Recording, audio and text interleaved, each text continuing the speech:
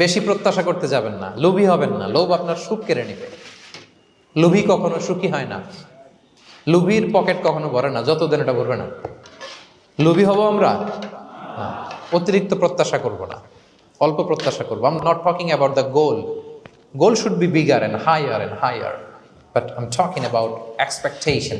বেশি এক্সপেক্ট করা ভালো না। খুব প্রত্যাশা নিয়ে রাখছেন, কিছু পান নাই, দেখবেন যে কষ্ট লাগবে, ঠিক কিনা? আর কোনো এক্সপেকটেশন নাই, এরপরে যেটা পাবেন ওইটাই লাভ।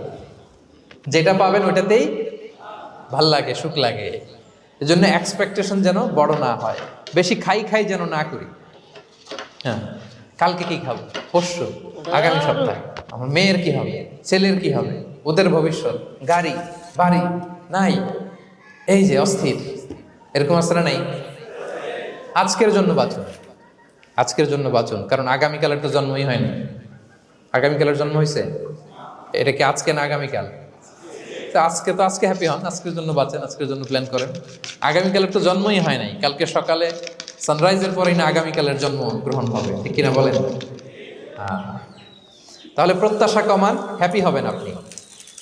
ইমাম গাজালি রাহিমাহুল্লাহ একটা চমৎকার কথা বলতেন। উনি বলতেন, তোমার রিজিকে যা আছে এটা 2 পাহাড়ের মাঝখানে থাকলেও এটা তুমি পাবা, আর যেটা তোমার রিজিকে নাই ওটা অনেক দূর থেকে আনার পরেও হাত দিয়ে নিয়ে 2 ঠোঁটের মাঝখানে রাখলেও ওটা পড়ে যাবে। কথা বুঝতে পেরেছেন? আপনি মাঝে মাঝে অ্যানিমেল কিংডম অথবা জিওগ্রাফিক্যাল চ্যানেলে দেখবেন যে বক মাছ শিকার করে কিভাবে অনেকক্ষণ লুকিয়ে থাকে, হুট করে একটা মাছ ধরে, ধরার পরে মাছটা বাঁচার জন্য ছোটাছুটি করে, বকটাও কামড় দিয়ে এমনি ধরে অমনি ধরে, পরে